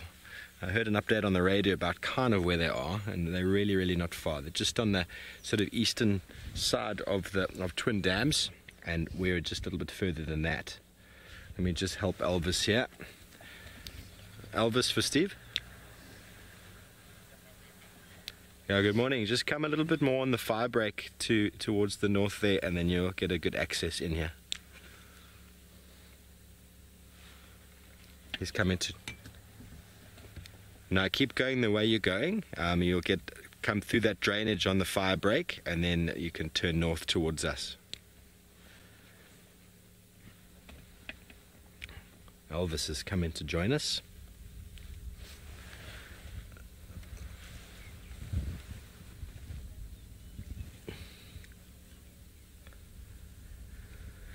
Corin, that's a great question about can a leopard gather information from a lion scent mark. It's possible, but you know, these species, a lot of the chemicals that animals are smelling have got nothing really to do with other species. A lot of it's got to do with themselves, interspecies sort of communication, strength of the leopard, reproductive status, all sorts of things like that. So it's possible they might smell lion urine and might do the same phlegm and grimace, and then what that's going to indicate to them is that there's lions here and they're going to probably want to move away.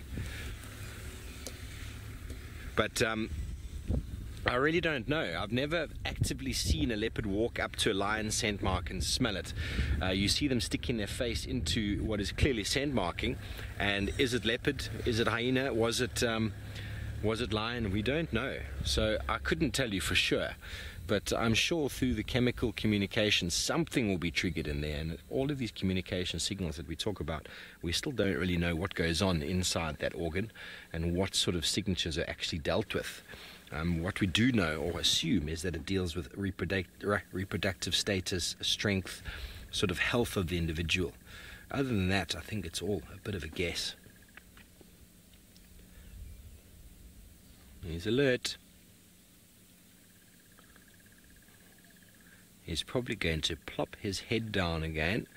He's looking for the movement of a duiker or something. That's what he got his attention on earlier.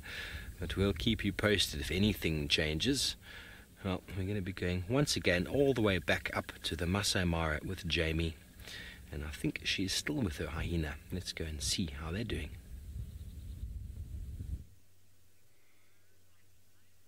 Going to the Mara with dust bathing zebras. Sometimes you've just got to kick back, relax, and, oh, do it behind a termite mound. I was going to say relax and enjoy life's simple pleasures, but the whole herd has actually come along down the road and rolled in the dust. And of course, when I try and show you one, it decides to do it behind the termite mound. Thanks a lot, zebra. I'm not going to take that personally. They're enjoying the morning almost as much as I am. Zebras love a dust bath. I think if we go back to the ones on the right there, James, I think the others might actually do it as well. There we go. There we go. Oh, that's the best. That's the spot right there. Whee! Pure, unadulterated enjoyment. One of the few animals that actually does that. You won't find the ruminants doing it all that often, but zebras will roll. Wildebeest or something like that will roll on their sides and scratch about on their sides, but they don't go all the way over, where zebra will actually throw all four legs up in the air. Joyous abandon. Layla, you say they look so cute when they are dust bathing. They do, don't they? Something we can all relate to as humans, just the happiness of moments like that. I loved that. I really, really enjoyed it. I'm going to go a bit closer because I think the rest of them are still going to do it. They do look cute. And happy. They just look happy. Unconcerned, not worried about predators. It's just the best thing. They absolutely love it. I was going to see if I can find you the track, but I think on this Mara ground it might be a bit too hard. It's a very distinctive mark that they leave in the sand. There we go.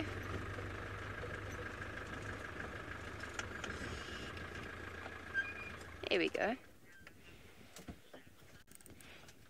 There we go. Nice flattened patch of dust, just for all of you tracking enthusiasts out there. That's what it looks like when a zebra has a jolly good roll in the dirt. Now the migration, of course, we've spoken a lot about this. Oh, come, let's go a bit closer. Sorry, I'm showing you. I'm all over the place this morning. The migration this year is slow and minimal. And Shamsan's wondering if there's ever been a year where it hasn't happened. No, I don't think so. I think it always has to happen, but I'm sure it varies greatly with the extent. Last year, Brian, who runs the Mara Conservancy, said he's never seen animals or the mass of the migration all the way up in the northern corner of the triangle. He says he's not seen that before in years. And this year they haven't even made it, they've not even started to make it that far. There we go. Can enjoy the zebra while we chat about that.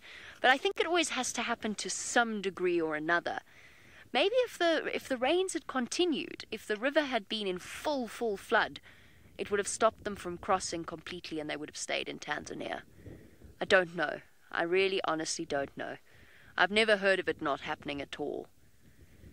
It would be a very, very sad day because that would mean that something is wrong. Something is not right at all. You know, I'm sorry to go back to this while we're looking at zebra and talking about migration, but I really am a nitwit. I saw that cub with the tatty ears. I even said to you there's tatty ears. And then earlier on, that one cub came out and it had perfectly smooth ears. How on earth did I not put two and two together? It just goes to show as human beings, or maybe it's just me, we're blinkered by our initial assumptions. I was so certain it was just one.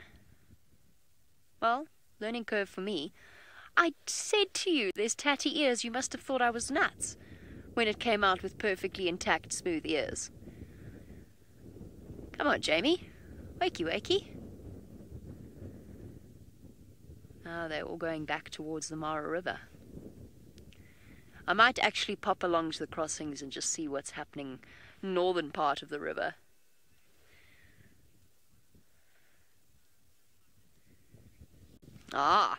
Now some of those who are slightly more eagle-eyed than apparently I am this morning, saying that some of these zebra are pregnant. There is one that was enormous. I've lost track of her now. She was somewhere on the left, but there are a few pregnant zebra in this particular herd, or this combination of herds. So there are a few pregnant. There we go. I can actually see her. James, if we go to the left of the tree, a bit further left of the tree, to the herd on the left of the tree. There we go. In there. In that group there. I can see her in there. Where did she go? I just saw... There she is. That's her. She's pregnant. The one at the back. And so is the one in the front, actually. They're both pregnant. Imagine how... I mean, how resilient these animals are. Oh, that one's enormous. My goodness. That one's about to pop. She's just done a massive journey all the way from Tanzania through the Mara River, launching her body, heavily pregnant body, through the river, leaping over crocodiles, being battered by other herd members because they are mean to each other, they kick each other, and still she's going to carry this foal to full term. Lionesses hunt when they're pregnant. Waffles chased off Happy Zebra Clan when she was 2 days away from giving birth. Animals are incredible. I'm not even allowed to use the word incredible. It was my fallback adjective for a long time.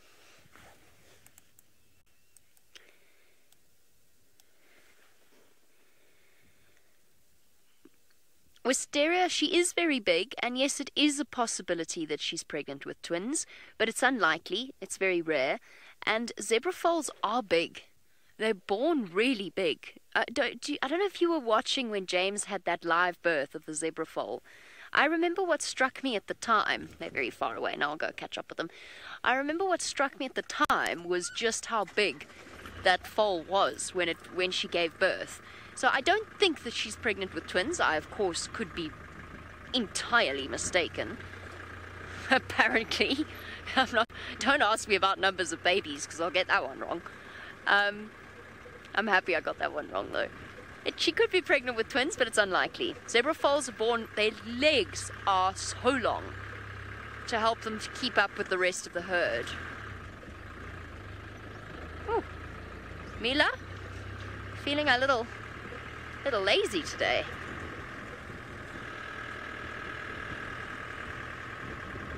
For new viewers, Mila's the name of my car, by the way. Wendy, Rusty, and Jigger on Juma. Mila and Kito and Paka and Chiku. Okay, I'm going to let my stripes wander off towards the river. Let's go and jump back on board with some spots instead.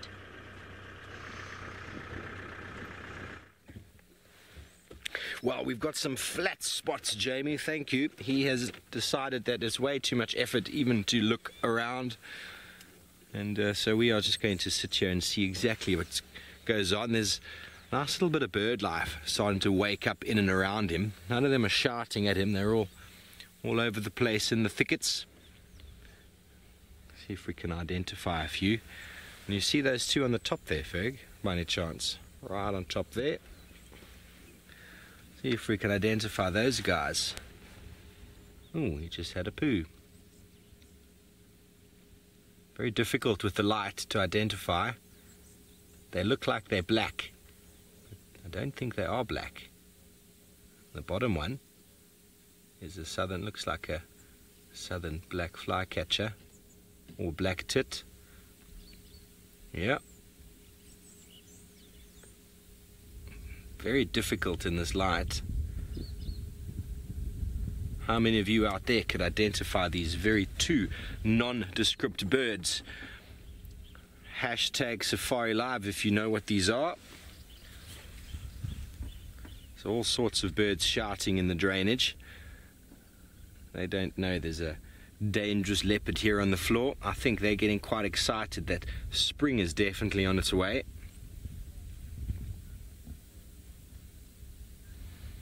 I'm going to see if I can identify it. It's really hard sometimes in the light. Well, let's go back to our flat cat, see if any of you can identify exactly what bird those were in the top of the tree, shouting themselves to the morning out in the African wilderness.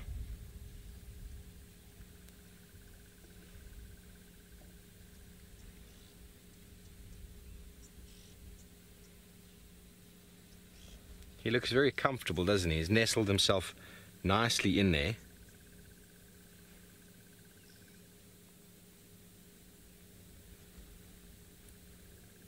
Don't we see this all the time?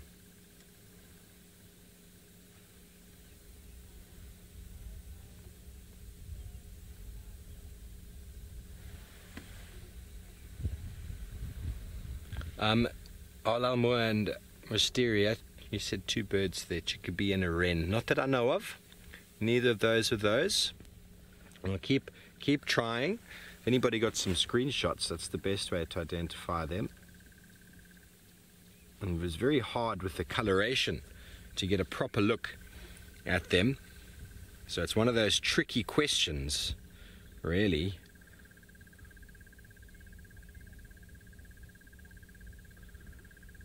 Kendall, I think you are quite correct in what you're saying there. I'm going to play it. Let's see if we can hear. A little bit of a loud chirping sound. But we're going to listen for the last call that comes here. It's a very nice variation of a whistle. And this is the call we heard moments ago. There we go. That is the whistling we were hearing on top of the tree there. Not the characteristic call that you always hear from these birds. That's the normal, very loud, chattering sound. And is indeed, I thought it was indeed the southern black-tit. If anybody got a screenshot and you'd like to send it through to prove me wrong, you're most welcome. But sometimes, though, you just don't get the proper view to identify these birds. Okay, well, I'm not the only one who's catching up on some birds this morning. Let's go to James and see what feathered friend he's spotted.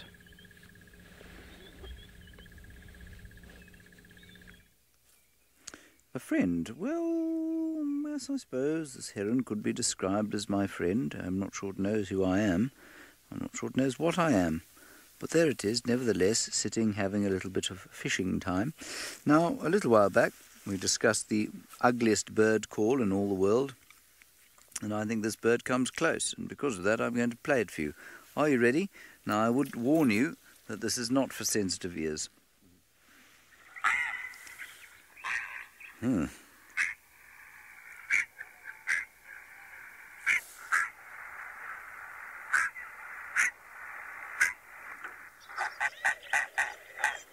there's just nothing to recommend that, is there?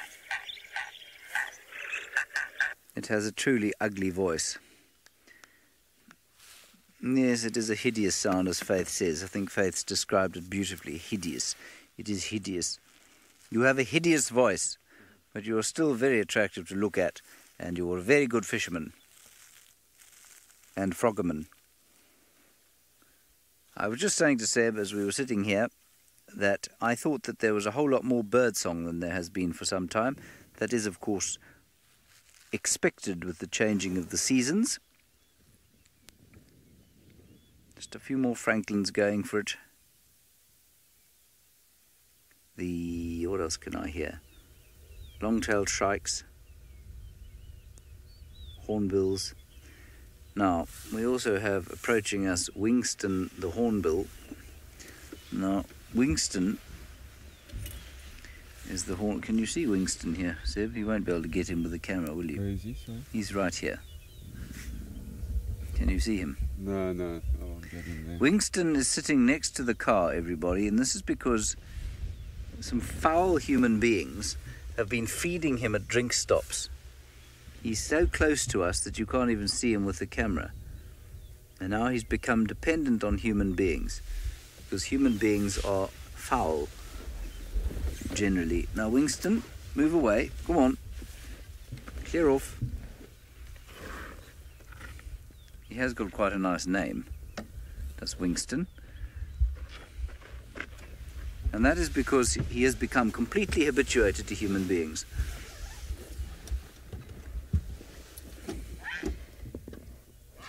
Yeah, That's a beautiful shot. He's making his delightful call.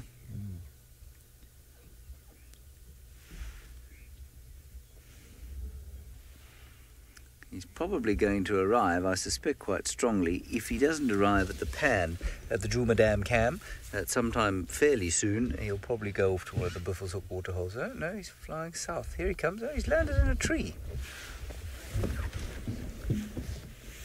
It's interesting. Maybe he's going to nest there. He, maybe she.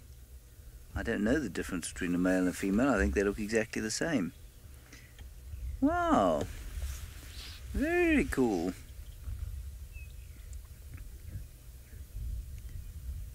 Yes, hello. You're very good at perching.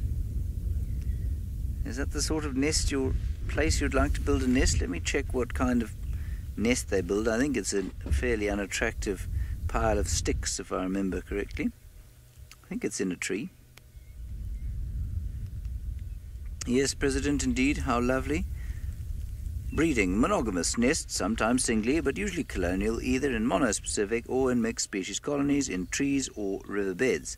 This is not particularly helpful for us. Let's go down to the more information. Nest. Construction takes place over several days, built mainly by female, primarily with sticks delivered by male. Long sticks may be broken up by the female, giving and receiving of sticks accompanied by various displays. Outside diameter platform, 450 to 600 millimeters, is about 1.5 to 2 feet. Is the outside diameter. Sometimes lined with grass and other materials. Anna-Marie, the bird that normally returns first to South Africa is the yellow-billed kite. Now, I am very surprised that we have not seen a Wahlberg's eagle yet. I can remember them being here by August before. Steve says he saw in Hoedspruit the other day a red-chested cuckoo. So that's another one that's just come home. But I'm surprised that we haven't seen a Wahlberg's eagle yet. The kites come first, then I always remember the Wahlbergs coming after that, so I'm not sure why they haven't. That's very limber of him. Imagine standing on a leg that skinny. I mean, I do stand on 2 legs that skinny, but I don't have to perch in a tree. Nor do I have to scratch my left ear with my left toe.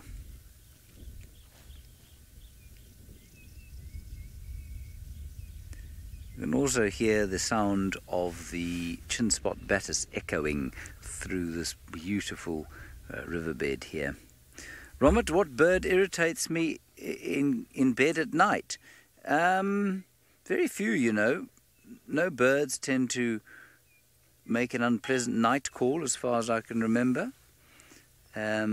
Sometimes the woodland kingfisher, when it's around, will make a noise outside the window at night. That can be a bit irritating. But otherwise, no, I don't. The night sounds are generally very soothing as far as I can make out. Wouldn't you say, Seb? Yeah. Owls make generally nice calls. But there is one that can be irritating. The barred owl. The barred owl. Yes, I suppose so. All night long. Yes, and then it can be irritating, I agree. So my phone has decided it's going to tell me that Siri knows many things. Siri, shut up.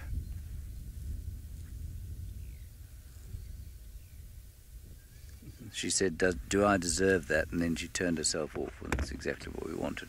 All right, let's move on from Beefleshoek Waterhole. We'll go down the northern boundary and see if we can't find any idea of anything else. And while we do that, let us go across to Jamie Patterson, who has left Waffles' den to go across to the main den of the North Clan of Hyena, where I am imagining she's probably found, surprise, surprise, some hyenas. I'm at the communal den. I didn't want to get too far away from the other natal den. It's going to get confusing, but never mind. I never drive past here without checking up on the saddest looking hyena in all the world. This is Tip. Most of you will recognize the name. I've mentioned her a few times. Tip's brother was killed a couple of weeks ago. We don't know. He just disappeared. We don't know exactly what happened to him. If I had to guess, and it would be a guess, it would be pure supposition, I would say that he was killed by lions. There was a mating pair around here not so long ago, around the time that he disappeared. But we'll never know exactly what happened to her brother. But she was badly injured in some way. She was limping really badly, and she became incredibly submissive, incredibly subdued, very, very withdrawn. She's getting better.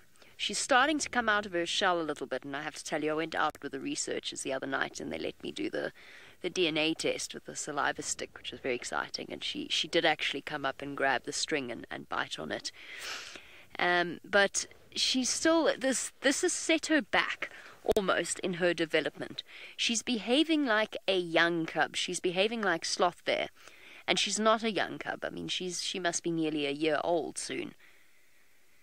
But it really has set her back, and she kind of hangs out with the baby of this group of cubs. almost as though he is her best comfort. But she doesn't move away from the den. She's very nervous. She's very reticent. She's the one that we saw being dragged around. Was it yesterday? Or the day before? I can't remember. By her mother, Remington. I always check in on her. She's a very distinctive looking hyena. She's got the lowest ears in terms of their placement on her skull. So when she looks at you, she just looks sad. They droop down like a Harry Potter house elf. Poor little Tip.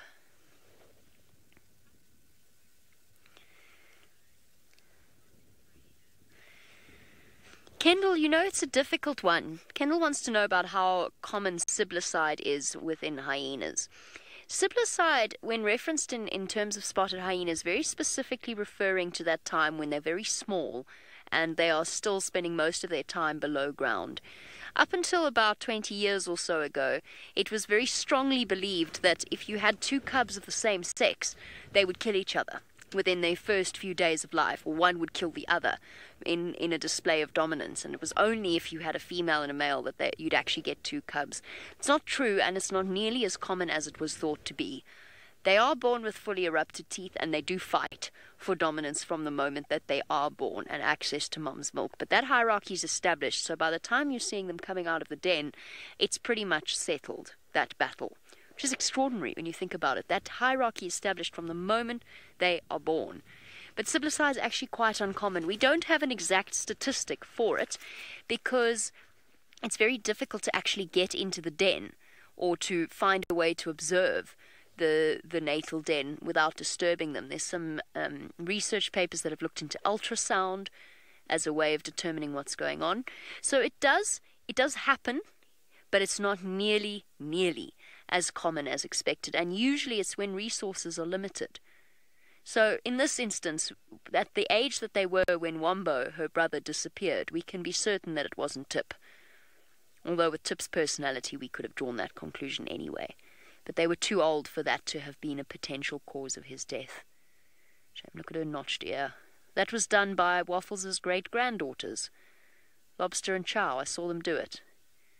They pulled a chunk out of her ear in establishing their hierarchy. I don't know why they went for her in the way they did. And she just gave off these sad little ooh, ooh sounds as it was happening. She never recovered. And she's not low ranked at all.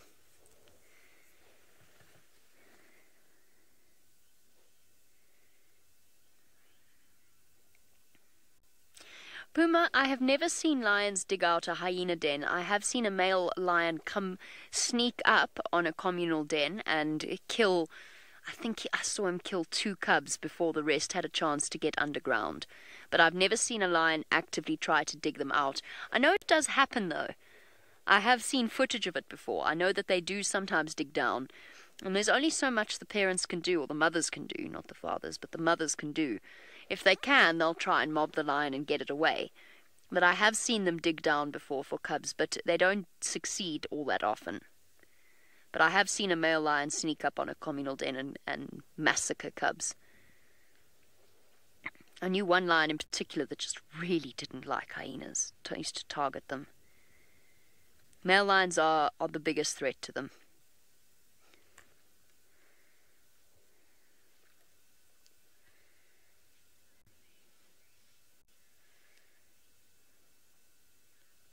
Absolutely, Carol. Carol's wondering if animals can sustain brain injuries from being attacked.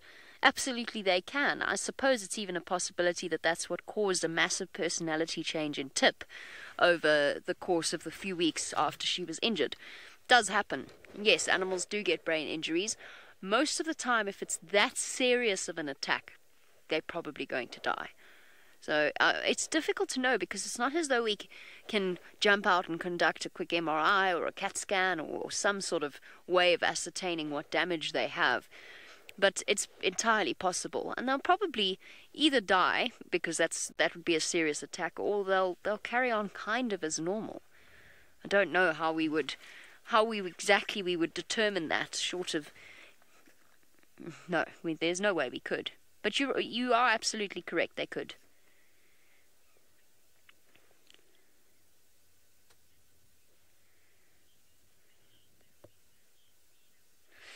Nina Moo, did the University of Michigan State actually finish their research? No.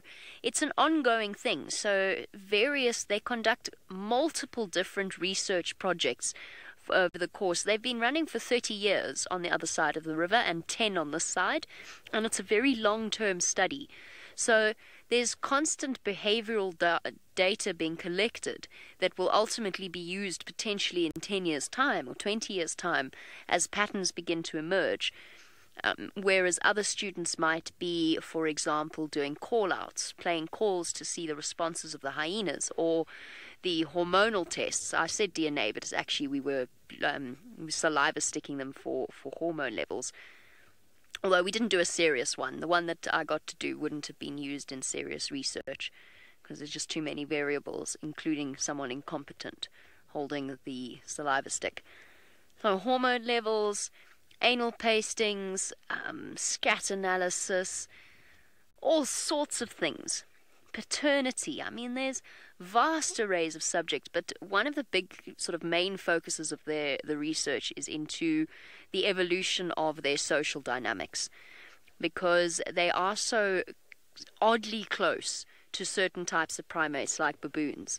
It's very odd that it should have evolved in this way with such close similarities and such different species, but they're an apex predator like human beings. So it's an interesting, that's one of their main focuses, as I understand it. I, of course, am probably not the best person to answer this, they would be, but that's one of their main focuses of their research.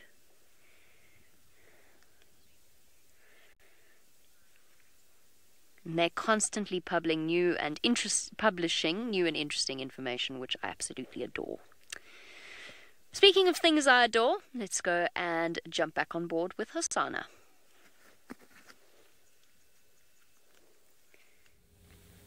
Yes, well, thanks, Jamie. He hasn't done too much since you've left, folks. I don't think he's even twitched. Still lying very flat. You can tell by his very shallow breathing that he is quite empty. He could quite easily do with a meal, but at the moment he's conserving his energy. We don't know how far he moved this morning and last night.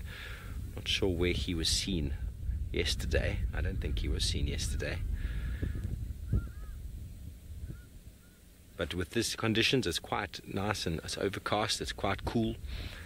There's a very good chance he's going to move. So whoever's going to come find him this afternoon is probably going to have their work cut out for them. No doubt he will probably be close to one of the closer watering holes.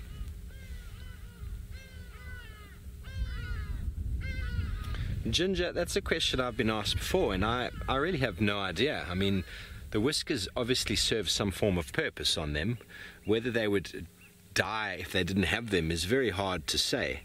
They don't seem to lose them. There's a whole lot of important aspects behind the whiskers and all sorts of sensory awareness and communication that I'm sure we can't really even understand. We can't even postulate. We can just guess, I suppose. But what exactly and how enormous the function is for the actual survival of these animals is hard to really put your finger on. But what we know is they have them, they've evolved with them, and they are there. So they must serve all sorts of important functions that the cats require. And the removal of them, who knows what they would do. But there might be some sort of nocturnal thing that they assist in, something that helps them with a much more sensory awareness in the pitch blackness, just like a catfish and certain nocturnal birds have as well. Well, Little Chief has really played his part for us today, and the good news, folks, is he is north of the southern boundary, within Djuma, not far away from the Nkuhuma Pride, which is just down the hill, and they are both in Djuma for the afternoon, I would say. Who knows, they might move. But let's get one more look at him before he goes back to sleep for the day. It has been a very nice morning. We haven't done too much. We drove around for a bit. We followed up on a leopard, and we've spent the morning with him, done some good birding. Thanks for James for being the drone commander this morning.